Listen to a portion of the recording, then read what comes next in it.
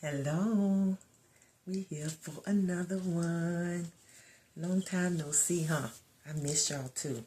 But we are here. Life been lifing, okay? Life has been lifing, okay? Yeah. But I'm here, okay? We living and not dying, okay? We're going to declare the works of the Lord, okay? Because he is so good. He is so good. In spite of what the enemy got going on. Look here. Defeated. And I'm here repeating it. Defeated. And I'm here proving it. Defeated. Where do I start, y'all? This message is one of victory at the end of the day. Full of sorrow, full of pain, full of life been life, and okay, having to endure being tested, and at the same time God using it all to draw you closer unto him, to draw you closer unto you, unto the original you, to show you what is beneath all the BS. Yeah, all the foolery. Gold. That's what's beneath it all. The golden child, the golden one. Yeah. That fire ain't doing nothing but burning off the dross. So anyway, y'all, I already got my table is set. All right, he prepared the table in the presence of my enemies. And it's all here. And it's all here. And the first card we got out here is Ancient Knowledge. Tap into the wisdom of the ancients. Their knowledge guides you now. Tap into the wisdom of the ancients. Their knowledge guides you now. And then the next card we got is from my little deck that I made up. Can y'all see that? Let's see. I am wealth. I am wealthy with wisdom. Wisdom is the new wealth. And these are my cards, my affirmation cards to help remind me, help remind myself of what I need to remember, so that I can remember who I am, whose I am, why I am, what I'm here for, okay? It says, bow or be broken. It's not by strength that one prevails. No one makes it by sheer muscle. God's enemies will be blasted out of the sky. Those who oppose the Lord will be broken and burned. And this is 1 Samuel 2 and 10. The next card after that is bondage. It says addiction, codependency, avoidance patterns may surface. It says, or avoidance patterns may be surfacing. Face them with honesty. Addiction, seduction, shadow, bondage. And clarifying that is the Lovers.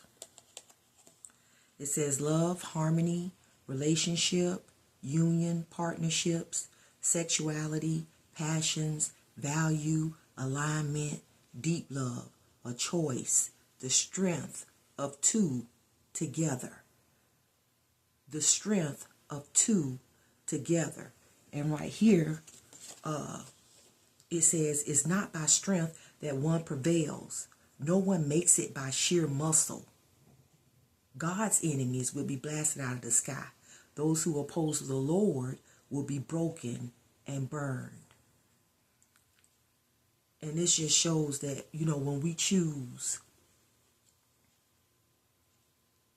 true love, and look at how both of these, you know, are, you know, not supposed to show them because they ain't got no clothes on, but both of these show two people in bondage, two people free, bound to Satan, in union with God. Paul said, I'm a bond servant. Like, I ain't got no choice.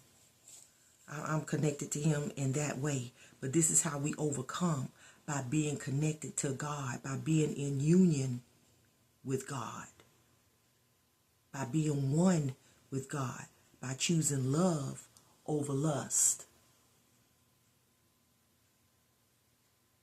choosing true love over fake love. The strength of two together, you and him together, can do whatever needs to be done.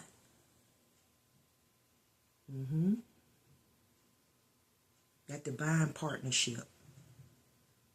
And on the side it has balance of the lovers. It has balance, home, and responsibility. And you take responsibility over that shadow self. Put it in its place. And then it says, the next card out is the Promise Keeper.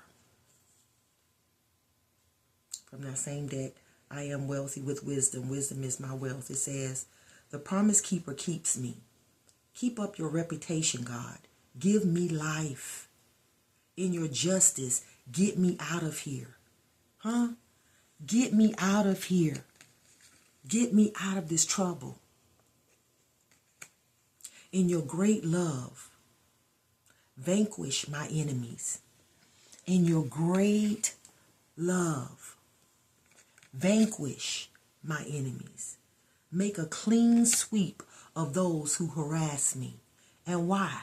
Because I am your servant. Because I am bonded to you. Because I'm in relationship with you. Because I am one with you. And this is Psalms 143, 11 through 12. And the card that came out with that was Six of Swords. Being guided right out of there. The Promise Keeper keeps me. It says, departure. You are navigating towards calmer waters. Leaving past trouble behind. And then the card clarifying the Six of Swords is Ace of Cups. Right here. It says love, which is the same thing as the Lovers. Love, compassion, creativity, new feelings. New feelings. New feelings. We don't want what we used to want. We don't want what we used to want no more. We got new feelings. New feelings. Spirituality. Yes. Intuition. New baby. Proposal. Marriage. Divine marriage. Divine union. And then on the Six of Swords card, it says rite of passage, distance, escaping. Come on, get me out of here. Escaping. God is making a way out of no way. But not by might nor by power, but by his spirit. Because it is not by strength that one prevails. No one makes it by sheer muscle. We need his help. We need his help.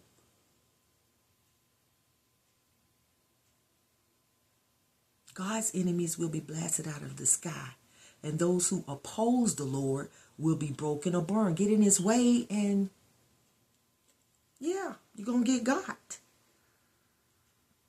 Because why? He says, keep up your reputation, God. Keep up your reputation, God. Give me life. Give me life. Give me life. Give me new life.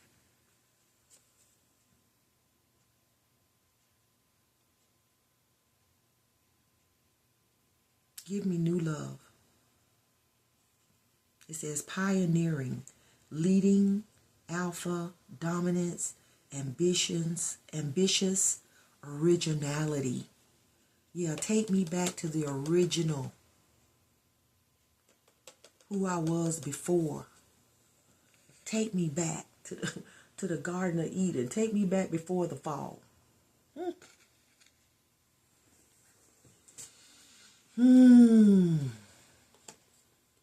He's escorting us. He's escorting us out of here. Keep up your reputation, God. Give me life. In your justice, get me out of here, out of this trouble. In your great love, vanquish my enemies. Make a clean sweep of those who harass me. And why? Because I am your servant. That's enough. That's reason enough. Rescue me because I'm your servant. Huh?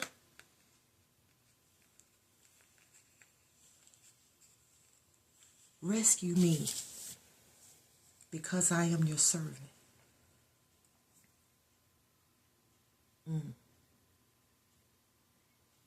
That bow will be broken. This is a prayer that Hannah prayed.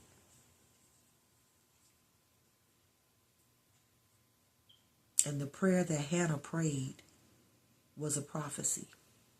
And it's funny because it says it's ancient knowledge. Tap into the wisdom of the ancients. Their knowledge guides you now. This is Old Testament. The knowledge of the ancients. Hannah was before David.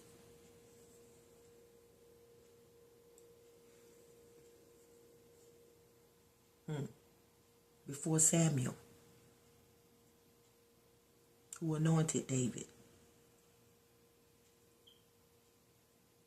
So here she is praying. Talk about ancient knowledge, knowing what to pray. Her spirit knew what to pray. The intuitive oracle cards. Let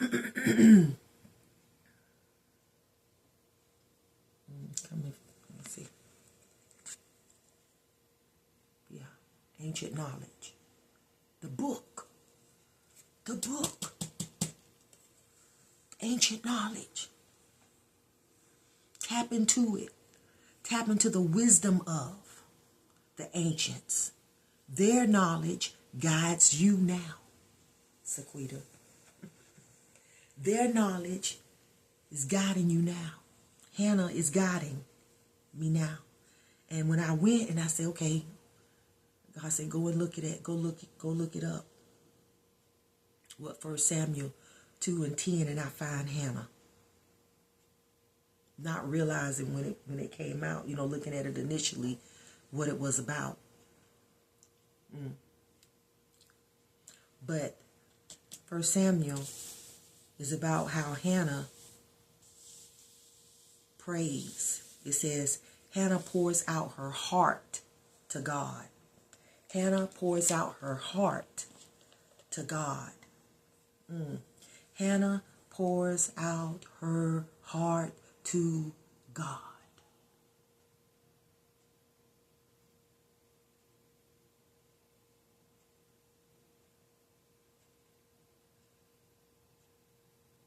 Let me read y'all the story. There once was a man who lived in, now y'all with these words, I'm going to try my best, okay? There once was a man who lived in Ramathaim. He was descended from the old Zoph family in the Ephraim hills. His name was Elkanah. He was connected with the Zupas from Ephraim through his father Jeroham, his grandfather Elihu, and his great-grandfather Tohu. He had 2 wives. The first was Hannah. The second was Peninnah. Peninnah had children. Hannah did not. Every year, this man went from his hometown up to Shiloh to worship and offer a sacrifice to God of the angel armies. Eli had two sons, Hophni and Phinehas. Hophni and Phinehas. They served as the priests of God there. When Elkanah, Hannah's husband, sacrificed, he passed helpings from the sacrificial meal around to his wife Peninnah and all her children. But he always gave an especially generous helping to Hannah because he loved her so much and because God had not given her children. But her rival wife taunted her cruelly, rubbing it in and never letting her forget that God had not given her children. This went on year after year. Every time she went to the sanctuary of God, she could expect to be taunted. She could expect to be taunted. Hannah was reduced to tears and had no appetite. Her husband Elkanah said, "Oh, Hannah, why are you crying? Why aren't you eating? And why are you so upset? Am I not of more worth to you than 10 sons?" It's funny because Peninnah had 10 children. But anyway, he said, "Am I not worth more to you than 10 sons?" So Hannah ate. Then she pulled herself together, slipped away quietly, and entered the sanctuary. The priest Eli was on duty at the entrance to God's temple in the customary seat. Crushed in soul, Hannah prayed to God and cried inconsolably. Then she made a vow.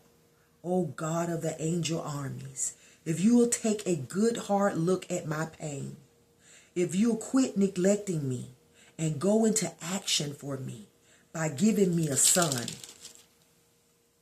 I'll give him completely, unreservedly to you.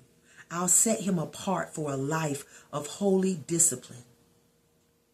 It so happened that as she continued in prayer before God, Eli was watching her closely. Hannah was praying in her heart, silently. Her lips moved, but no sound was heard. Now just imagine what that looked like. Eli jumped to the conclusion that she was drunk.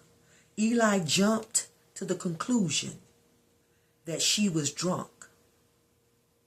He approached her and said, "You're drunk.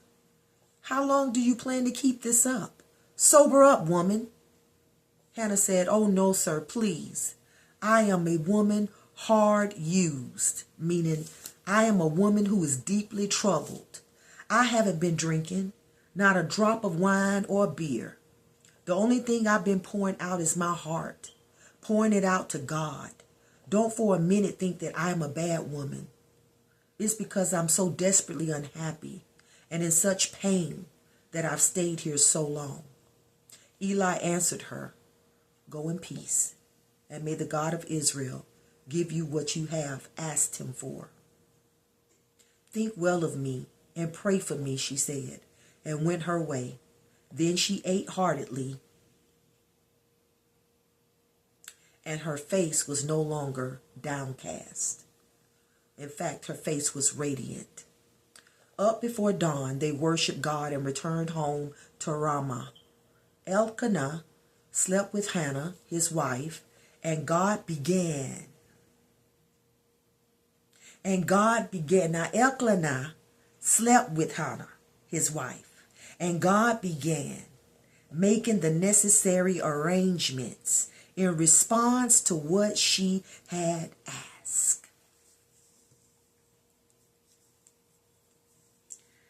I'm just thinking about how God is so with us.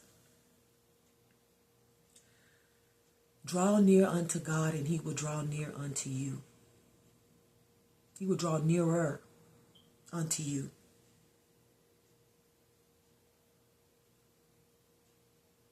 And how she prayed from her heart, poured her heart out to God, and how he heard her. And the next day, looked like, okay, up before dawn, they worshiped God and returned home. They worshiped God, they returned home, and then Elkanah slept with Hannah, his wife.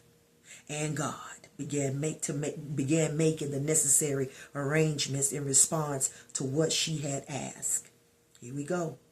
Dedicating the child to God. Before the year was out, Hannah had conceived and given birth to a son. God had responded. She had evidence. And it came to pass. When Elkanah took, says before the year was out, Hannah had conceived and given birth to a son. She named him Samuel, explaining, I asked God for him. And Elkanah, next, we say when Elkanah took his family, when Elkanah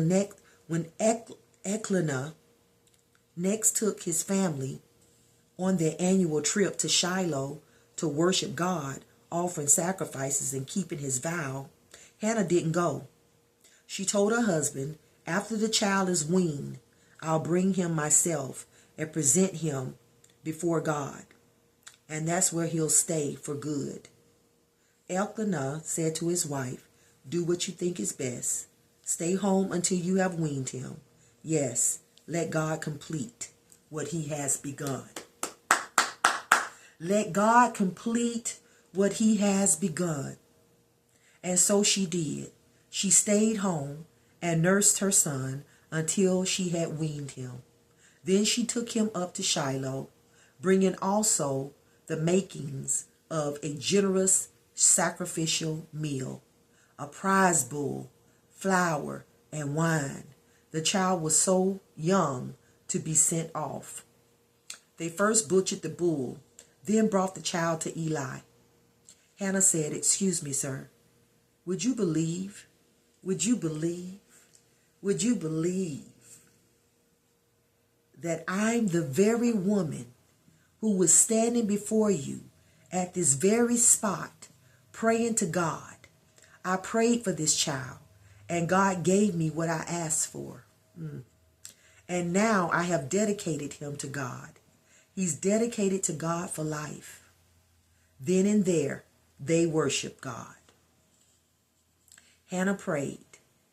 This is verse 2, chapter 2 rather. Hannah prayed, I'm bursting with good news. I'm walking on air. I'm laughing at my rivals. I'm dancing my salvation. Nothing and no one is holy like God. No rock, mountain like our God. Don't dare talk pretentiously. Not a word of boasting ever. For God knows what's going on. He takes the measure of everything that happens. The weapons of the strong are smashed to pieces, while the weak are infused with fresh strength. The well-fed are out begging in the streets for crust, while the hungry are getting second helpings. Come on, them tables done turned. The barren woman has a house full of children, while the mother of many is bereft. God brings death and God brings life.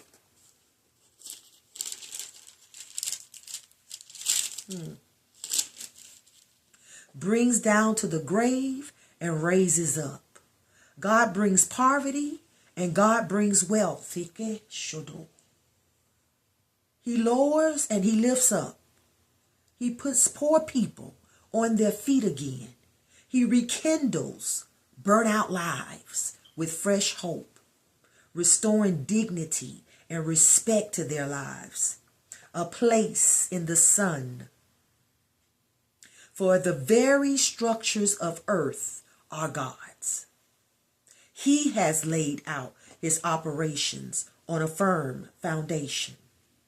He protectively cares for his faithful,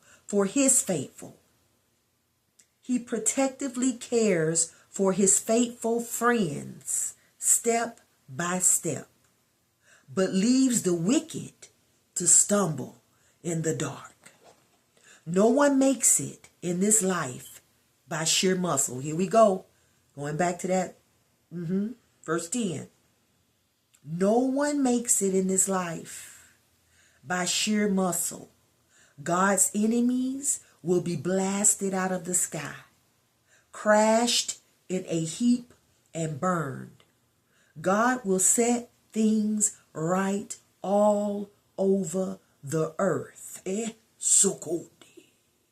He'll give strength to his kings.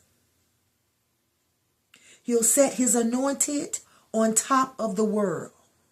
Let's go back to Eden and live on top of the world. Come on. Elkanah went home to Ramah. The boy stayed and served God in the company of Eli the priest. I have to read it all because it all matters. 26. Okay, let's go, God. Samuel serves God. Going into him serving God now. Here we go. Eli's own sons. This is blasting out of the sky besides Peninnah, however you say her name, who he deals with in a different way. But this right here we go with these enemies. Eli's own sons were a bad lot. They didn't know God and could not have cared less about the customs of priests among the people. Ordinarily, when someone offered a sacrifice, the priest's servants were supposed to come up and while the meat was boiling, stab a 3-pronged fork into the cooking pot. The priest then got whatever came up on the fork. But this is how Eli's sons treated all the Israelites who came to Shiloh to offer sacrifices to God. Before they had even burned the fat to God, the priest servant would interrupt whoever was sacrificing and say, hey, hand over some of that meat for the priest to roast. He doesn't like boiled meat. He likes his rare. If the man objected, first let the fat be burned, God's portion. Then take all you want. The servant would demand, no, I want it now. And if you won't give it, I'll take it. It was a horrible sin these young servants were committing. And right in the presence of God. Disrespectful. And right in the presence of God. Desecrating the holy offerings to God. In the midst of all this, Samuel, a boy dressed in a priestly linen tunic, in the midst of all this happening, in the midst of all this evil going on, in the midst of all of this disrespect and desecration, Samuel, a boy dressed in priestly linen tunic, served God. Additionally, every year, his mother would make him a little robe, cut to his size, and bring it to him when she and her husband came for the annual sacrifice. Eli would bless Elkanah and his wife, saying, God give you children to replace this child you have dedicated to God. Then they would go home. God was most especially kind to Hannah. She had 3 more sons and 2 daughters. The boy Samuel stayed at the sanctuary and grew up with God. A hard life with many years. By this time, By the time Eli was very old, no, by this time, Eli was very old. He kept getting reports on how his sons were ripping off the people and sleeping with the women who helped out at the sanctuary. So yeah, they was taking meat. Yes, they was getting the booty. They was, yeah. Yeah.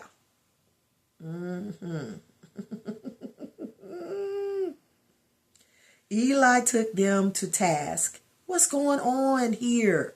Why are you doing these things? I hear story after story of your corrupt and evil carrying on. They say, oh, my sons, this is not right. These are terrible reports I'm getting. Stories spreading left and right among God's people. If you sin against another person, there's help. God's help. But if you sin against God, who's around to help?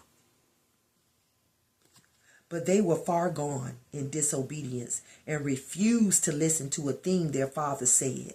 So God was fed up with them, decreed their death. But the boy Samuel was very much alive, growing up, blessed by God and popular with the people. A holy man came to Eli and said, this is God's message. I reveal myself openly to your ancestors when they were Pharaoh's slaves in Egypt. Out of all the tribes of Israel, I chose your family to be my priests, to preside at the altar, to burn incense, to wear the priestly robes in my presence. I put your ancestral family in charge of all the sacrificial offerings of Israel. So why do you now treat as mere loot these very sacrificial offerings that I commanded for my worship? Why do you treat your sons better than me, turning them loose to get fat on these offerings and ignoring me? Therefore, this is God's word, the God of Israel speaking. I once said that you and your ancestral family would be my priests indefinitely. But now, God's word, remember, there is no way this can continue. But now, God's word, remember, there is no way this can continue. I honor those who honor me. Those who scorn me, I demean. Be well warned. It won't be long before I wipe out both your family and your future family. No one in your family will make it to old age. You'll see good things that I am doing in Israel, but you will see it and weep, for no one in your family will live to enjoy it. I will leave one person to serve at my altar, but it will be a hard life with many tears. Everyone else in your family will die before their time. What happens to your two sons? What happens to your two sons, Hophni and Phinehas, will be proof. Both will die the same day. Then I'll establish for myself a true priest. He'll do what I want him to do, be what I want him to be. I'll make his position secure, and he'll do his work freely in the service of my anointed one. Survivors from your family will come to him begging for handouts, saying, please give me some priest work, just enough to put food on the table. Chapter 3. Speak, God, I am ready to listen. The boy Samuel was serving God under Eli's direction. This was at the time when the revelation of God was rarely heard or seen. So that means God wasn't saying nothing to nobody.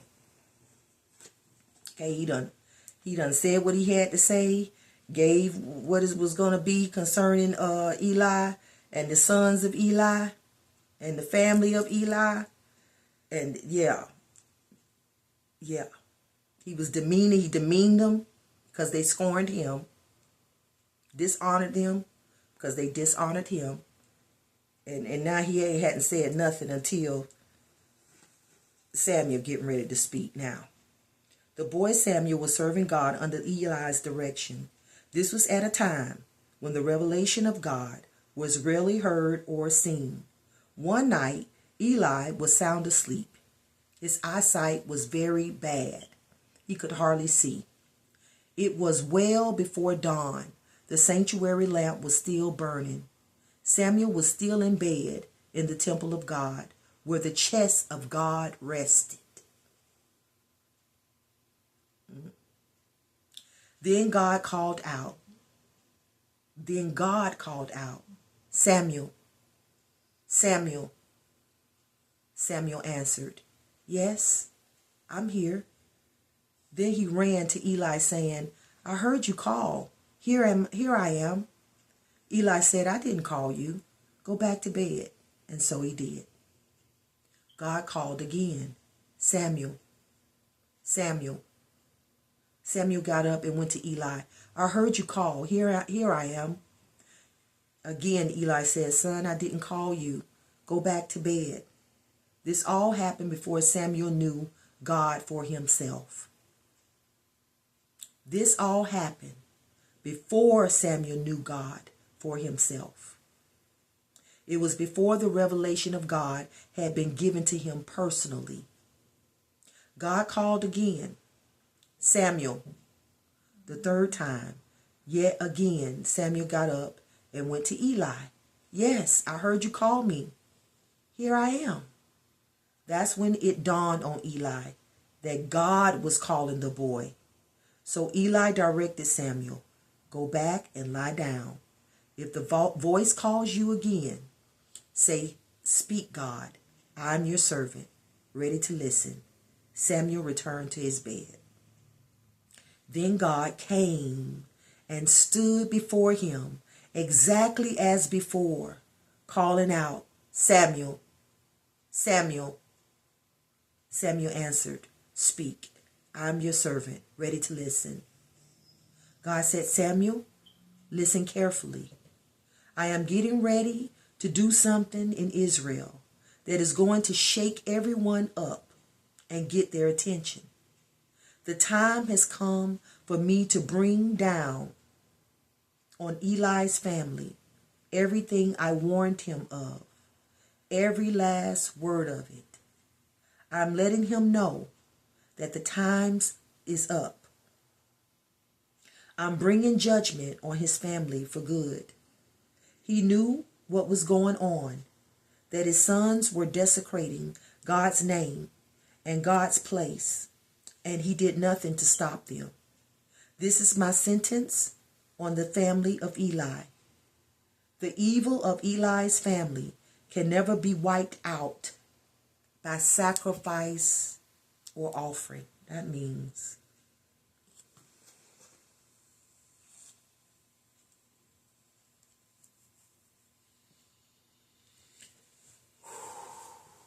ain't enough sacrifice or offering that could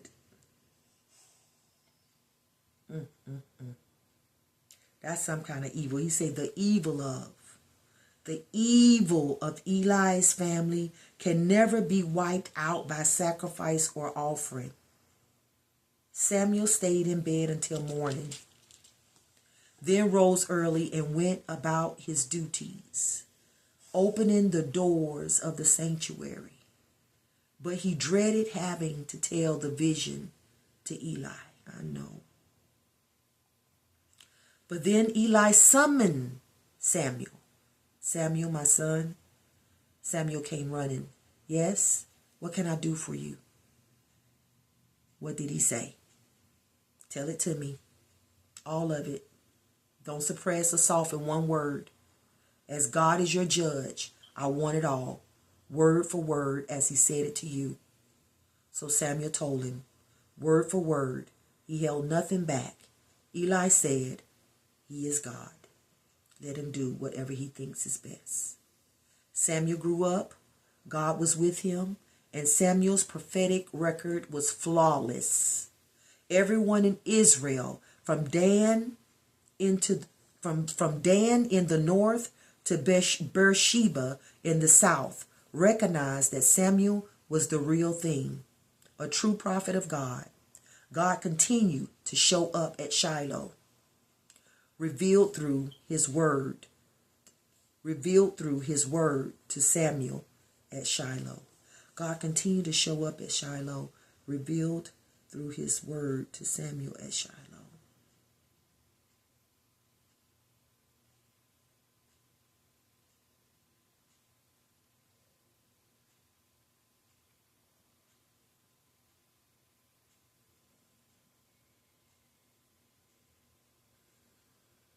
I got to read it.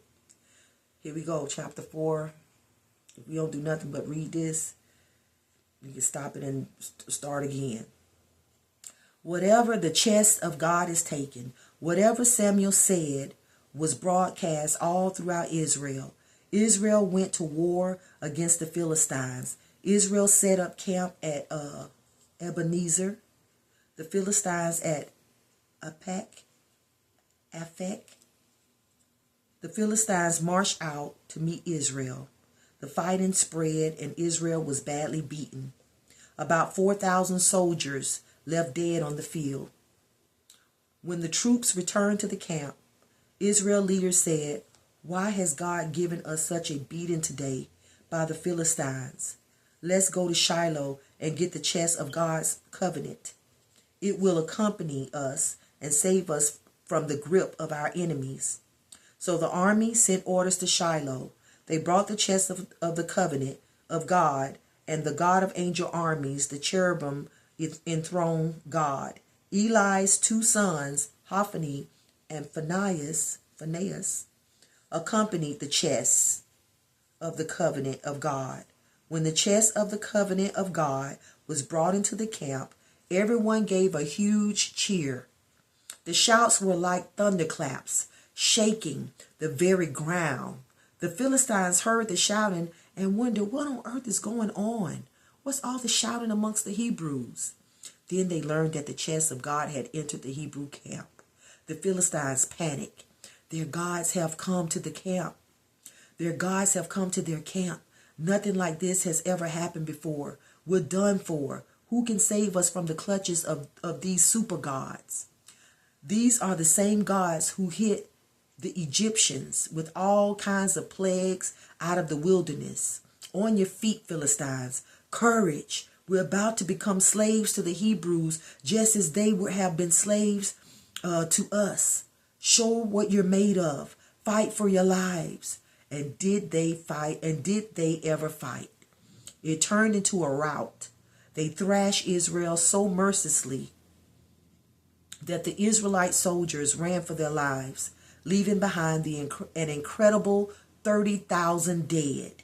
As if that wasn't bad enough, the chest of God was taken, and the two sons of Eli, Hophni and Phinehas, were killed. Immediately, a Benjamite raced from the front lines back to Shiloh, shirt torn and face smeared with dirt. He entered the town. Eli was sitting on the stool beside the road, keeping vigil, for he was extremely worried about the chest of God. When the man ran straight into town to tell the bad news, everyone wept. They were appalled. Eli heard the loud wailing and asked, "Why this uproar?" The messenger hurried over and reported. Eli was 98 years old and blind. The man said to Eli, "I've just come from the front, barely escaping with my life." "And so, my son," said Eli, "what happened?" The messenger answered, "Israel scattered before the Philistines. The defeat was catastrophic, with enormous losses. Your sons, Hophni and Phinehas, died, and the chest of God was taken." At the words, "chest of God," Eli fell backwards off his stool where he sat next to the gate. Eli was an old man and very fat. When he fell, he broke his neck and died. He had led Israel 40 years. His daughter-in-law, the wife of Phinehas, was pregnant and ready to deliver when she heard that the chest of God had been taken and that both her father-in-law and her husband were dead, she went to her knees to give birth, going into hard labor. And as she was about to die, her midwife said, "Don't be afraid. You've given birth to a son." But she gave no sign that she had heard. The chest of God gone. Father-in-law dead. Husband dead. She named the boy Ichabod. Glory's gone, saying, "Glory is exiled from Israel, since the chest of God is taken."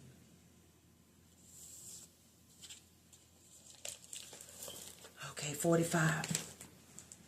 That was a lot. That was a lot. Where I got this from, I don't know. That was a lot. But going right here back to, it says, tap into the wisdom of the ancients. Their knowledge guides you now. God's enemies will be blasted out of the sky. Those who oppose the Lord will be broken and burned. And then we had the devil and the lovers. Yeah. Yeah. Evil. Evil, so evil. The sons of Eli. Evil, so evil. That no offering, no sacrifice.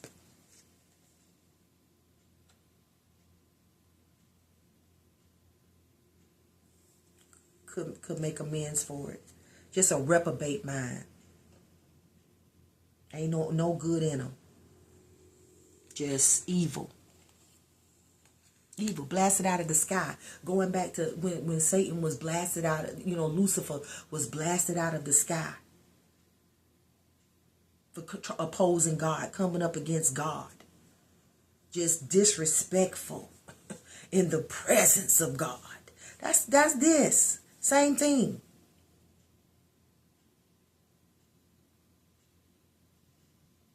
Thinking that their title was going to save them.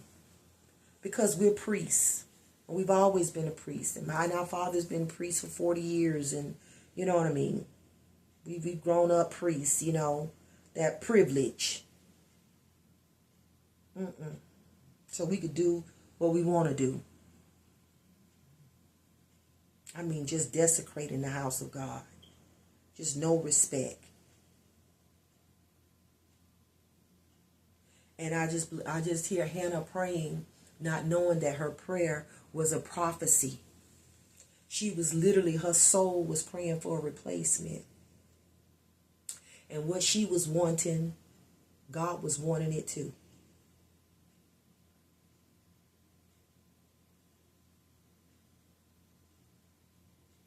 New life.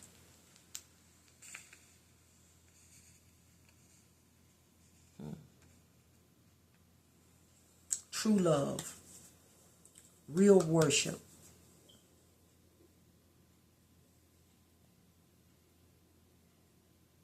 She was being taunted. Yearly. I mean, supposed to be going to worship, and this is what Penina decides to do with that time. To taunt, to poke the bear, to provoke. But it provoked Hannah to pray, to petition God. I'm barren. God was like, me too. Me too. Got these sons of Eli. Ain't doing nothing what they supposed to be doing.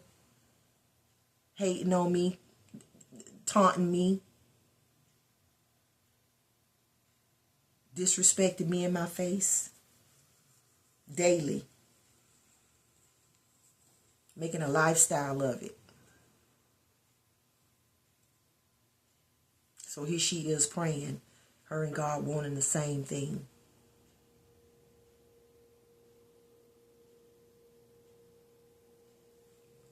Making promises to each other, her and God. Because it says the promise keeper keeps me.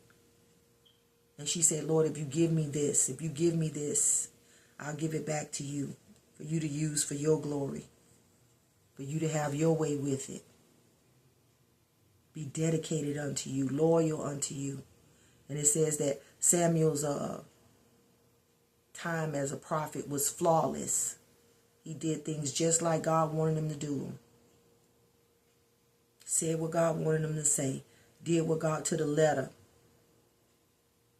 Leaving nothing undone.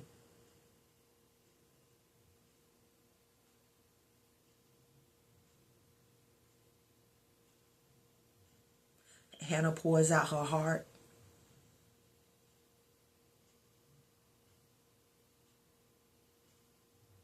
And God leads her away from a life of barrenness to one that's overflowing. Overflowing. Mm-hmm.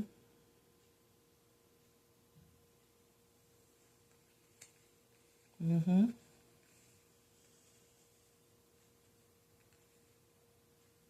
Overflowing with love and compassion. Yeah. A creative blessing. When you pray, it's a creative. It's a creative.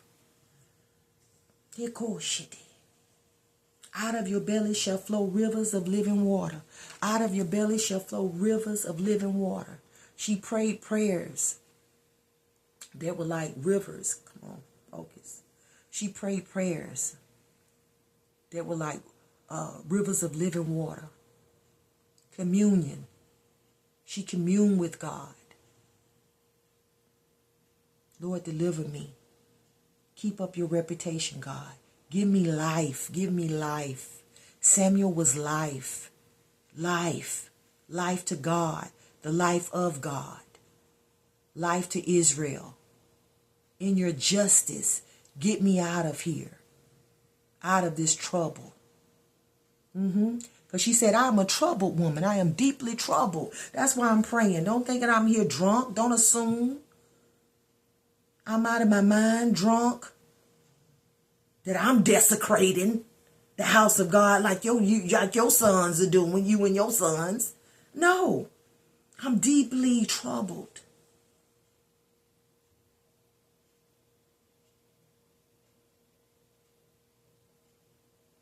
What she say? It says, in your great love, vanquish my enemies. Make a clean sweep of those who harass me. And then Eli's sons were harassing the people.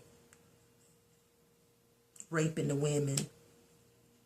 Harassing the worshipers that's coming. No, we're going to give us the meat now. We want it raw.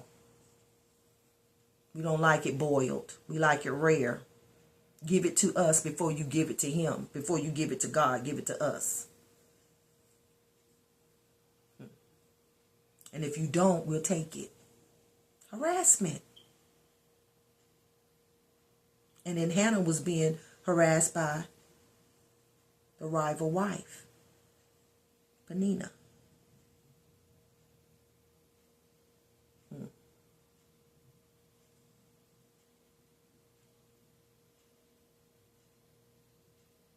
But God leads her out of that barrenness by pouring into her, because you poured out your heart to me. I'm going to respond by pouring my love into you. And then we have 53. Third eye awakening. As soon as I say that, I just see that eye opening up. That spiritual eyesight. Your third eye is awakening. Enhancing your intuitive abilities. I can say it like this. Your spiritual eyesight is awakening. You're becoming a seer. She was seeing in the spirit. She had foresight because her prayer was literally prophecy. What she was praying out of her heart, pouring out of her heart, and prophesying at the same time. Her spirit was praying. And then the card we have next is Command, create, and establish. God issues decrees, and they are established forever and ever. Whatever God commands is created. Whatever God commands is created. And in the cards clarifying that, got the Eight of Wands, we got the Ace of Swords, we got the Five of Swords, and we got the Eight of Swords. Whatever God commands, God issues decrees. God issues decrees. They are established forever and ever. Whatever God commands is created.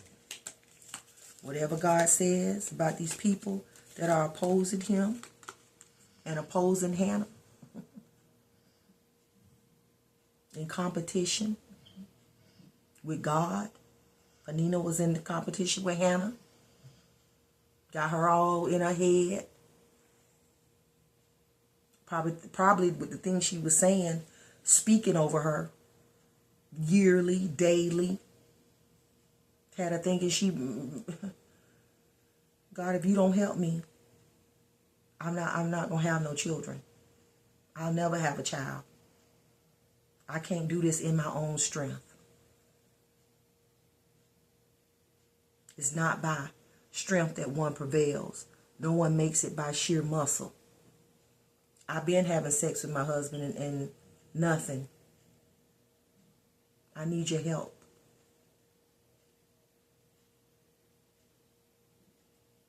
I need you to decree.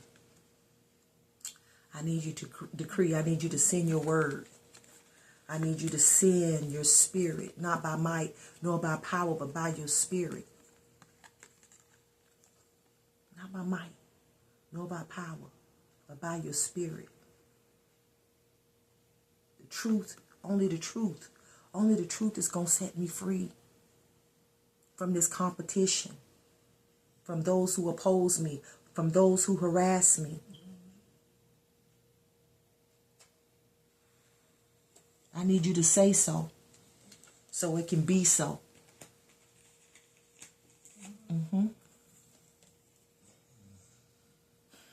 Five of Swords. When victory is achieved at the expense of others, it diminishes all involved. Self-interest, aggression, pride, war.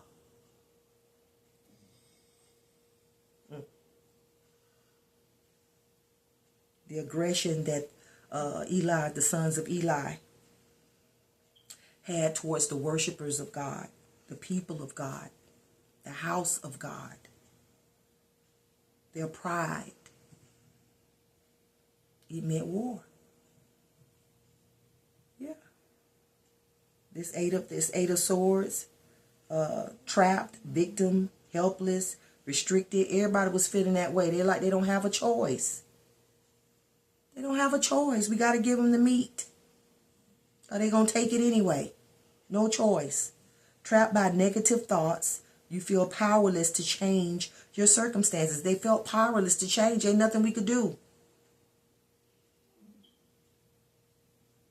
Hannah felt powerless. There's nothing I could do. This woman was really speaking witchcraft over her.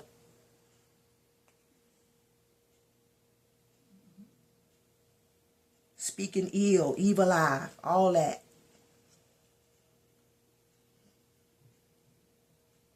Cruelly taunting her.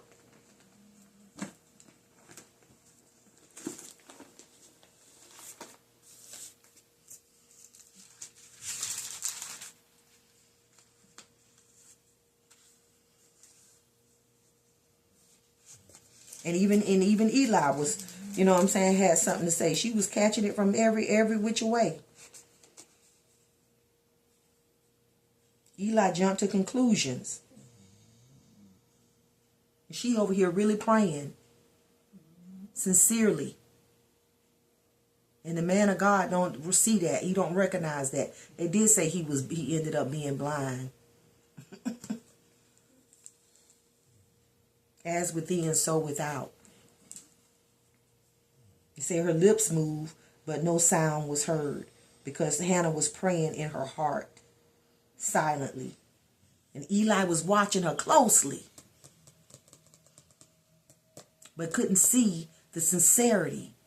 He assumed that she was drunk, that she was just high. You're drunk. How long do you plan to keep this up? Sober up, woman. What if she'd listened to him or allowed what he was saying to her because he was the priest? I would have blocked her blessing. And everybody's blessing. Israel's blessing. Samuel would have never come if she'd have just turned around, listened to what he said, and went back to business as usual.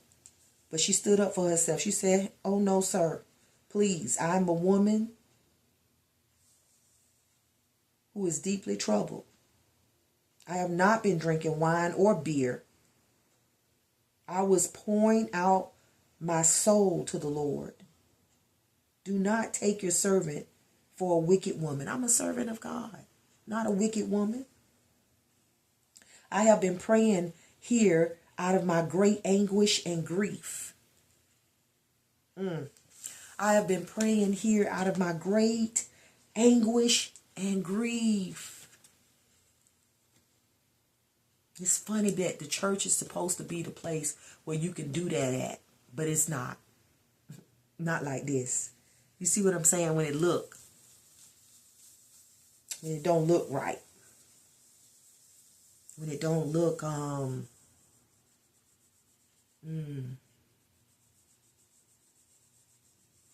when it's too pure, when it's too authentic, when it's too real,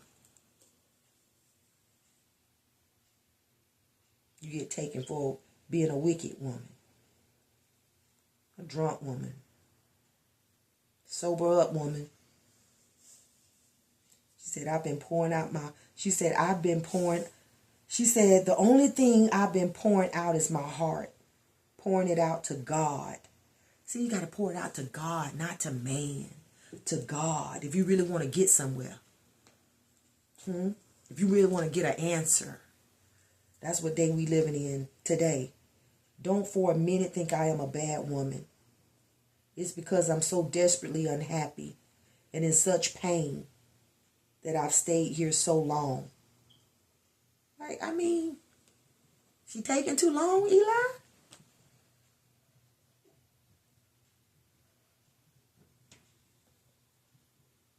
But thank God he comes to his senses. Eli answered her, "Go in peace, and may the God of Israel give you what you have asked of him." She says, "Think well of me and pray for me." Do your job.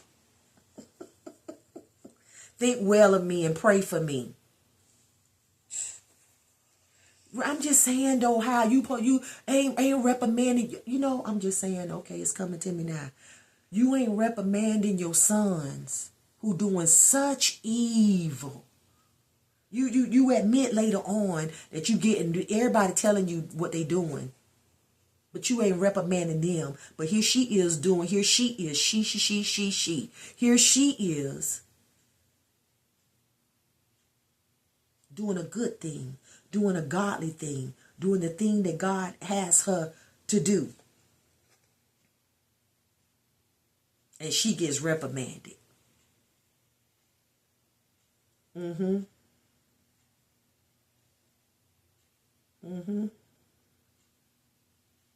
looking closely at her, but missing what your son's doing right up underneath your nose daily. This is a lifestyle. This is a lifestyle. They done so much that God say all the offerings and sacrifices in the world can't help them out of this. They about to get blasted out of the sky. Wickedness in high places. About to get blasted out of the sky. Fallen, they about to be fallen angels. If they was priests before and looking all angelic and all in the robe and the this and the that and woo woo woo. Yeah, you finna get cast down. Blasted out of the sky. Broken and burned. Because you're tare. You're not wheat. Here this woman is wheat. You and your sons are tare. Can't do nothing with you. Can't do nothing with you but burn you.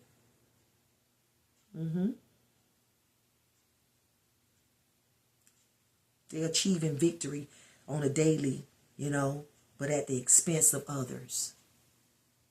You won. You won the war. Because you did what you did for years and years and years and years and years. So it looked like you won the war. Aggressively so. Self-interest. Self-interest. She don't have she did not have her own interests at heart. Because she was getting ready to dedicate this child. You give me this child, I'm going to give it back to you. For your interests. For what you want to do with it. And it's going to bless all involved instead of diminishing all that are involved. Like the sons of Eli. She was humbling herself under the mighty hand of God, that he would exalt her in due season.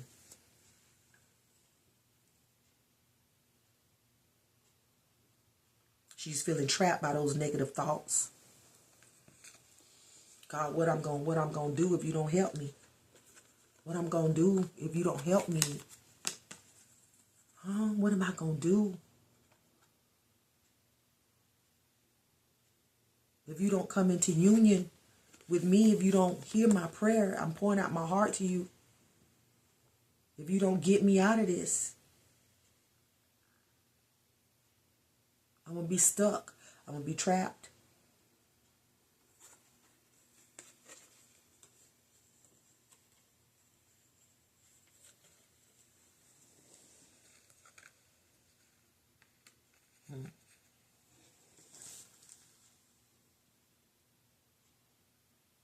I'm powerless. If you don't help me change my circumstances, because I can't do it in my own strength. I already done tried that. No baby yet.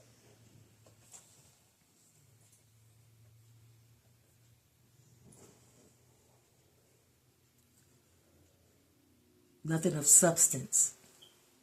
Just having a lot of sex, but nothing of substance is coming forth. No fruit. Nothing to show for this love that I have for my husband and for you. I want to produce something of value, of substance.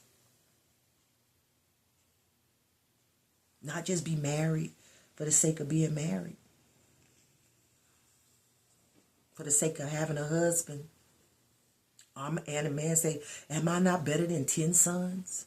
With his pride for self, but anyway.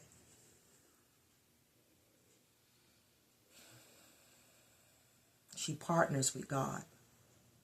Pours out her heart to him. Lord, I thank you for being a God. I thank God for being God. I thank God for being real. Not just a story in a book. Not just a man in the sky.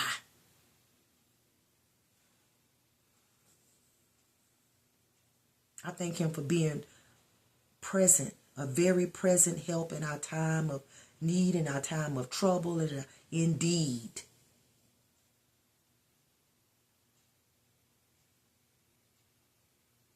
In our business. Listening. Interacting with us.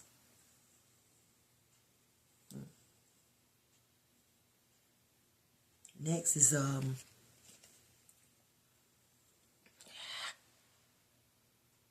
empty luggage. You don't need to carry it all. Travel light, travel true. And then it says, next card, it says, ill-gotten gain gets you nowhere. Proverbs 1:18-19. That's what happens when you go after all the ill-gotten gain you can get. The more you get, the less you are. It takes your life away, sons of Eli. And Penina too. Because there's a commentary that says that Penina, with all her punishment was, let me read it. It says, tradition suggests that for every child Hannah had, 2 of Penina's children died. They say 8 of 10 of her children died. And the last 2 were spared solely as a result of Hannah's intercession with the Most High on her behalf. Ill-gotten gain gets you nowhere. It says that's what happens when you go after all the ill-gotten gain you can get. She just wanted her to feel just miserable, just underneath nothing and nobody. You can't produce no kids, you just nothing and nobody. And poking. Every year, every day, all the time. It says the more you get, the less you are. The more of that you do, the more of that you become. And it takes your life away, took the lives of her children away. The life that she produced took it away. Yeah, because you reap what you sow. That's a universal law. God is not mocked. Whatsoever a man soweth, that shall he also reap.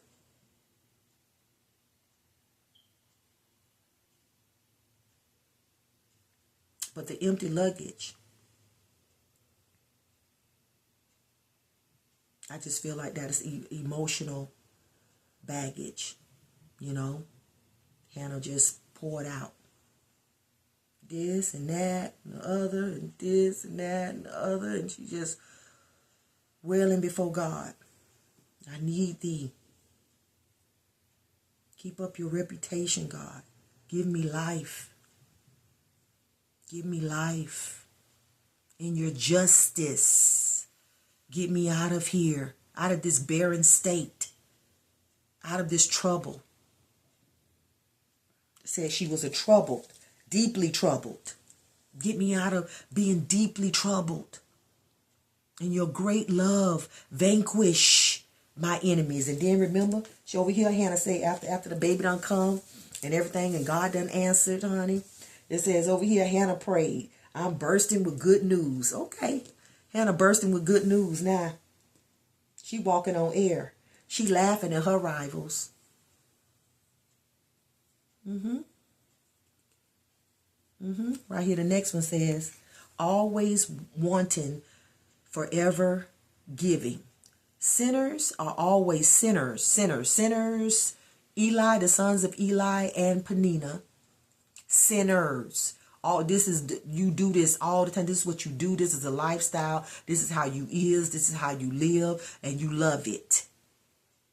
Sinners are always wanting what they don't have. All day long, they crave for more. And you know what? God telling me right now that Penina didn't have the favor. She did not have the favor. The husband favored her with no children. He still favored her. Remember, they said that when they did the sacrificial meal, he would always give Hannah the extra portions. Yeah, she wanted that favor.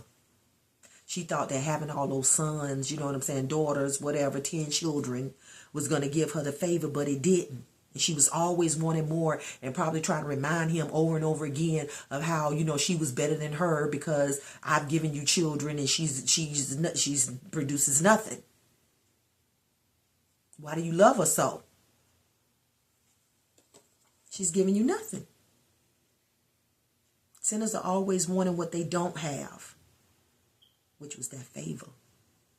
All day long, they crave for more. But the God loyal are always giving what they do have, and the righteous give without sparing. Hannah was praying so much to God that Eli, the priest, was getting tired of her praying. Out of her belly was pouring so much rivers of living water. I'm just saying, she just worshiping God. She just going on. That he was like, you done already? God loyal though. The God loyal. She was loyal to God. Are always giving what they do have. You know what I do have? I have love for God. I have a willingness to serve him. The righteous give without sparing. And then after that, we have the star card and the 4 wands. You just have to look at the pictures because it's all about the visuals for me. Look at her. Healed and restored. Just hold on, we going home. And to say, you know what, I know I'm supposed to have some children. I don't even know what's the hold up, but I feel like children is what I'm supposed to have. Okay, that was the 4 wands was for her. Harmony, homecoming, event, a party. We supposed to be celebrating me having this son for God. Yes, a special occasion calls for celebration, bringing joyful energy to home and community. Samuel was joyful energy that was being brought to the home and to the community. A special occasion calls for celebration. And then with the star card, it says rejuvenation. Hope is renewed. Hope is renewed. God done kept his promise. The promise keeper keeps me. Okay? He done kept his reputation. He done gave her life. Hope is renewed after a period of adversity. The future is bright with new possibilities because Samuel is here, honey. Healing, renewal, peace, blessings. All this come with Samuel. All this come with her answered prayer. Right here, what she say, Hannah prayed, I am bursting. Yeah, this is after she done goes to Eli and says, would you believe that I am the very woman who was standing before you at this very spot praying to God? See, I done received a miracle. Let's talk about it, Eli. See that. Let's see if you can see this. See me standing here before you. Huh? Would you believe that I'm the very woman who was standing before you at this very spot praying to God? I prayed for this child and God gave me what I asked for. You said over here. Eli answered, go in peace, and may the God of Israel give you what you have asked of him. And she says, yes. She come back to testify. I prayed for this child and God gave me what I asked for. And now I have dedicated him to God. He's dedicated to God for life. Then and there, they worship God. They worship God. They celebrate it. Come on. Come on. Hannah prayed, I am bursting with good news. I'm walking on air. I'm laughing at my rivals. I'm dancing in my salvation. Nothing and no one is holy like God. No rock mountain like our God. Don't dare talk pretentiously. Okay, don't speak too soon. Don't be running your mouth, Eli, about what stuff you don't know nothing about. Yeah. Not a word of boasting ever. For God knows what's going on. And he takes the measures of everything that happens. The weapons of the strong are smashed to pieces, while the weak are infused with fresh strength. They are well fed. The well fed are out begging in the streets for crusts, while the hungry are getting second helpings. The barren woman has a house full of children now. Sound like Isaiah 54. The barren woman has a house full of children, while the mother of many is bereft. Because remember, Penina lost eight of those 10 children. God brings death and God brings life. God brings death and God brings life. And in the next card out, it says, God giving glory. God lifts the needy from the heap of ashes and seats them with princes and has them inherit a throne of honor. Because see, she's being honored. She is the mother of Samuel. She is the mother of this flawless prophet.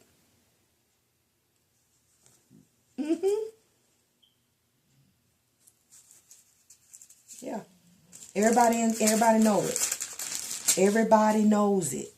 And whatever Samuel said was broadcast all through Israel. Israel went to war against, okay, da-da-da-da-da, da-da-da-da-da.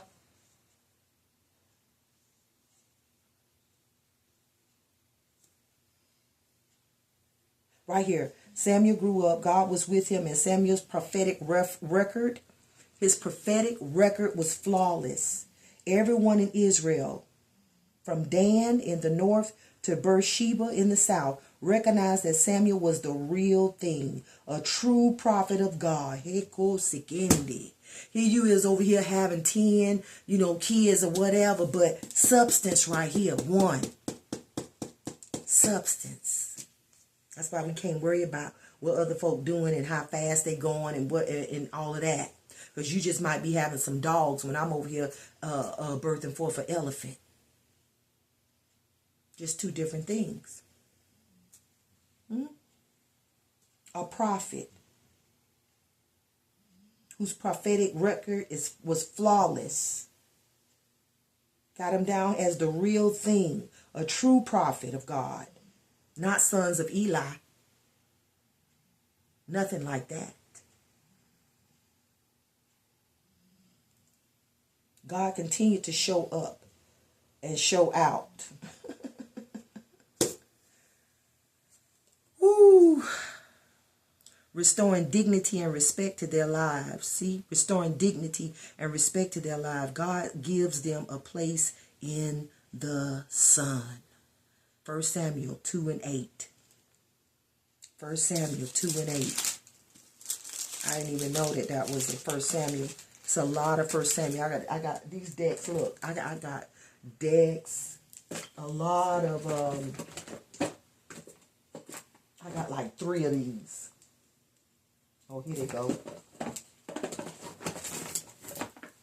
And I'm just saying, for these particular cards to come out, yeah, that's not a coincidence. Royal restoration. Royal restoration. Expect the very best. 1 Samuel 2 and 8.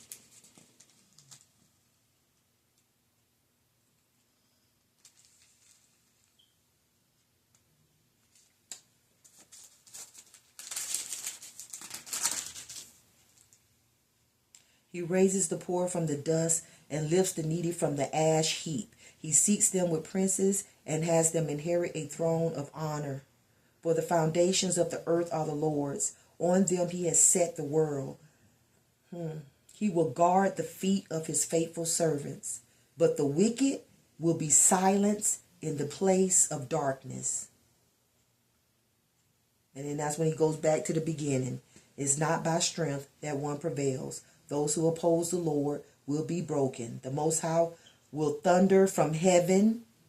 The Lord will judge the ends of the earth. He will give strength to his kings and exalt the horn of his anointed. God will set things right all over the earth. The very structures of the earth are the Lord. Stop playing with him, is what he's saying. God giving glory. It's a wrap. It's a wrap. It's a wrap.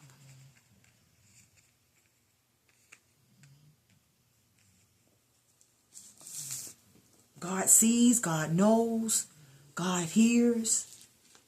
On the deepest level, it's sokonde. Say she wasn't even speaking. Iondo bosse. She wasn't even talking. Ricodosiande. And he heard her. Said her lips was moving. Iomo momo. Said her lips were moving. That thing is powerful.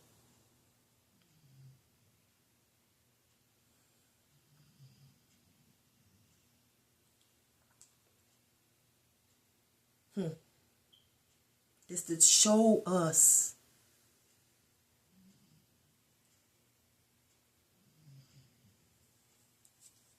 how close our God is to us when we are God loyal to him. Genuine, sincere.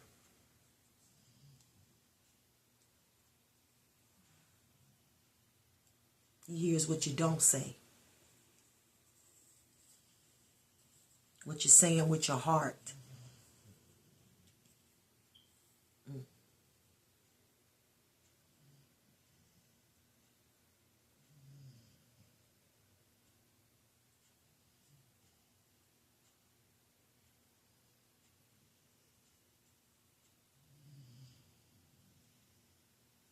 I'm going to stop this one right here, and then I'm going to stop it, and then I'm going to come back and pick it up because I got a lot more to share.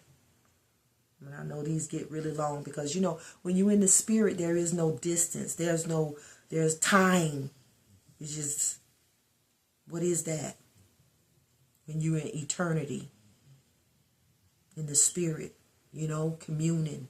That's why she could be there so long. And he like, how long you gonna be here?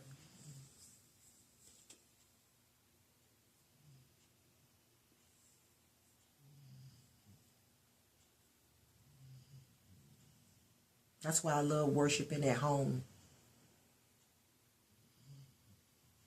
Because you can be as long as you need to be without feeling rushed. Worrying about being watched closely by people who can't even see spiritually. But getting paid to assist and see and so on and so forth. God doing a new thing. You know, and I'm just saying the fact that Jesus came to reconcile us back to the Father. And this is just proof that that work has been done. We say, let him finish. What did they say? Let him finish. Let the husband say. So yeah. And yes, and let God complete what he has begun. Elkanah said to his wife, do what you think is best. Stay home until you have weaned him. Yes, let God complete what he has begun. Let's not get involved, okay?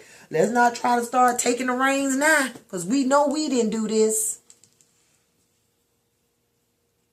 This was a God. God started it, and he will complete the work that he started. He'll finish it. Let him finish it. Let's do that. So she did.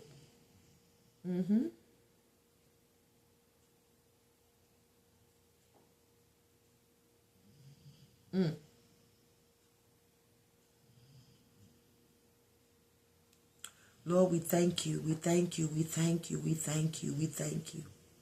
We thank you. We thank you. We thank you. We thank you for leading us and guiding us by your spirit. We thank you that it's not by might nor by power, but by your spirit. That our enemies, oh Father God, that your enemy, that the enemy of humanity is blasted out of the sky.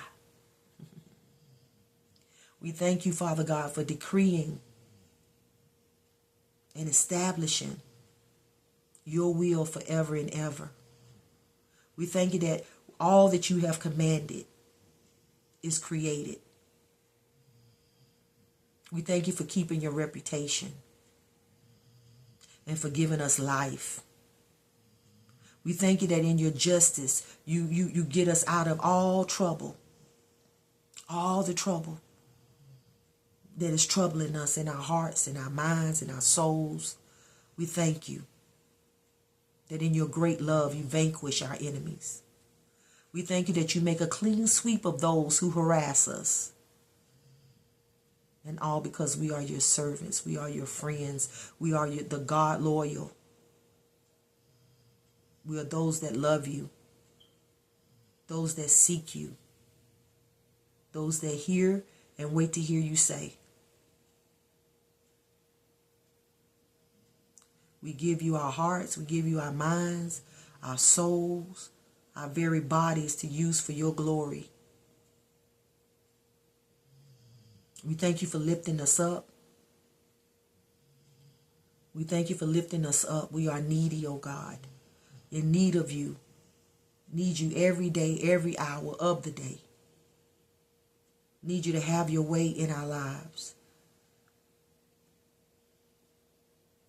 We thank you for restoring us.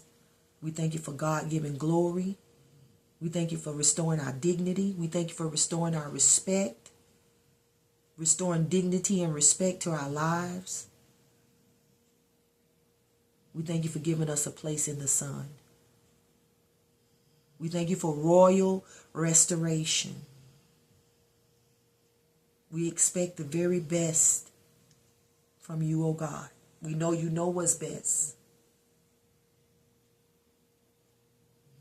Even Eli said, let him do what's best. He knows what's best. Whatever he say is best.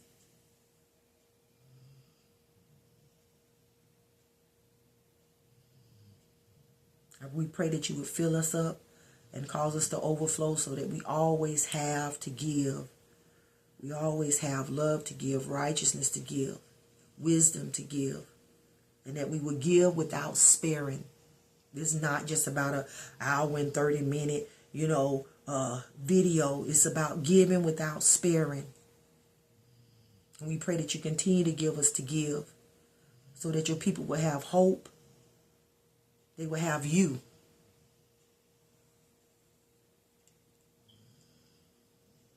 Real relationship with you that really matters.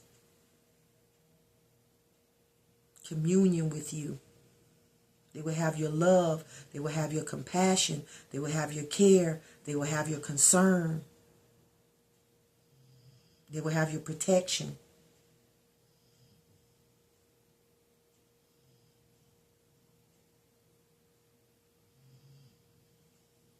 Your justice. We thank you for truth, revelation, knowledge, and that it comes swiftly. We thank you for causing us to escape